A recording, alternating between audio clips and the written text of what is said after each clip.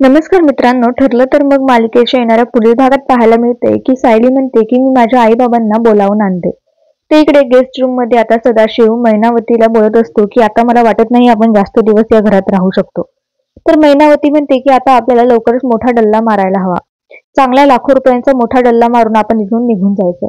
तर सदाशिव म्हणतो की ही अगदी बरोबर बोलते. तू आपल्या असंच काहीतरी करावं लागेल. तर त्याच वेळी सायली तिथे येते आणि दार उघडते. आणि तिने सगळं काही ऐकलंय असं आपल्याला पाहायला मिळतंय. तर इकडे सायलीचे आई बाबाही खूप घाबरलेले असतात. पण मात्र हे खरं असेल की सायलीने काहीच ऐकलेलं नाहीये. तर इकडे प्रिया आता अश्विनला म्हणत असते की काही झालं ना तरी मी अजून हार मानलेली नाहीये. त्या लोकांना मी आपलं घर तोडू देणार नाही. तर अश्विन म्हणतो की काय झालं आज बघितलं ना पूर्ण आजीने तुझ्यावर हात उचलला.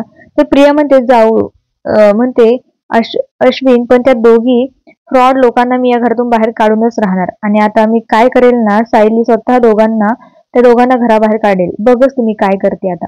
तर मित्रांनो आता प्रिया काय करणार जेणेकरून ते खोटे आई वडील जे आहेत सायलीचे ते घराबाहेर जाणार हे पाहणं रंजक असणार आहे.